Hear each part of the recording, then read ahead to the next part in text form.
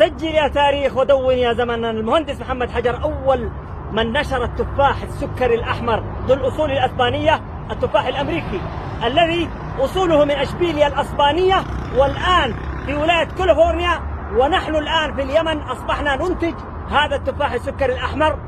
ويوجد الآن أكثر من مزرعة، رغم أننا نزلنا الإعلان قبل 6 أشهر، إلا أن هذه الفواكه المطعمة ذات الأصول الوراثية الحقيقية أنتجته بقوة. شاركوا المقطع لكي يتمكن الناس اللي ما زرعت تزرع.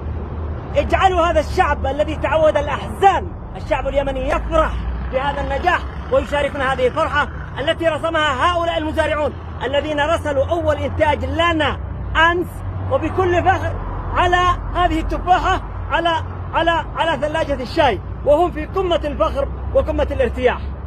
نجاح هذه الفاكهة تتلوها 62 فاكهة نادرة، انتظروها خلال السنة القادمة بإذن الله. مني أنا المهندس محمد حجر، ما عليكم إلا أن تشاركونا دوما للجديد والأفضل، وأن تتابعوا الصفحة الزراعية في الأولى اليمن.